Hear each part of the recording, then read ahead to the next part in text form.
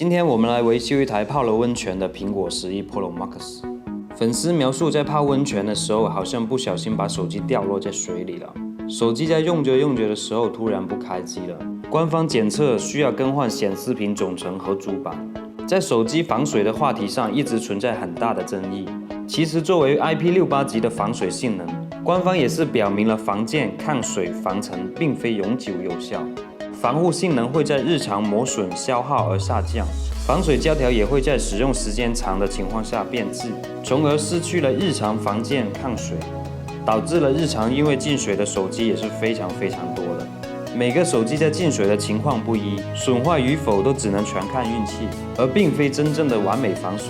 主板拆出观察，表面也没有进水的痕迹。看到板层后面的排线，这应该是一台有锁的机器，里面安装了解锁排线芯片。用稳压电源给主板上电，电源直接打表了，证明主板内部存在了供电短路。11 Pro Max 的主板采用了双层主板设计，我们需要把板层分离检查。板层拆下，观察了上下层也没有一点进水的痕迹。当上层用电源表测试电流，依然在短路的状态，测试到主板上的主供电是存在了接地的情况。我们在电源 IC 供电部分加上烟雾。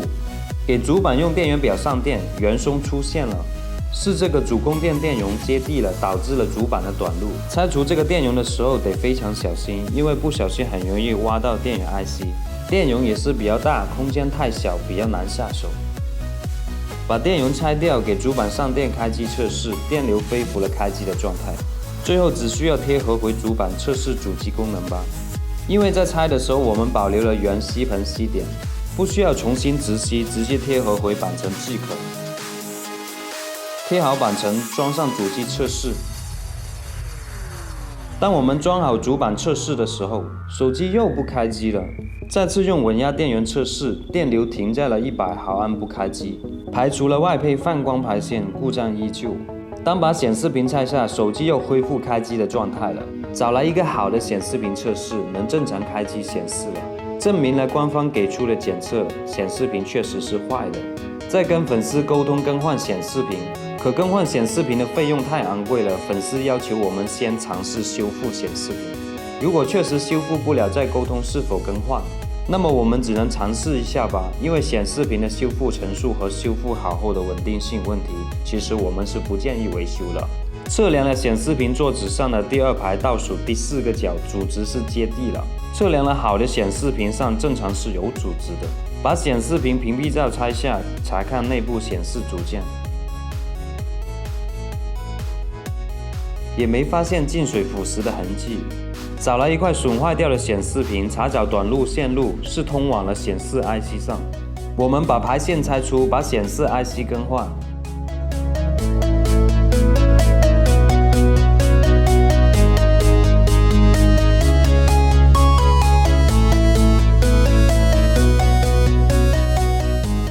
装回显示屏测试，手机正常开机，显示屏恢复了正常，测试的功能也全部正常。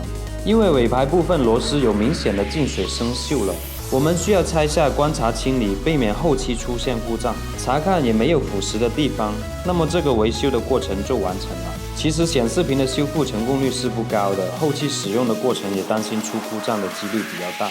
但粉丝要求减低成本，我们都会努力尝试一下。这个11 Pro Max 的运气很不错，居然只是烧坏了显示 IC， 这个也减低了粉丝上大千的成本。装回主板测试，这果然是一台有锁的机器，难怪粉丝不肯更换显示屏总成了。我是爱修会勇哥，在这里提醒各位粉丝，手机不存在100%防水，进水后是否会损坏，这也是全看运气了。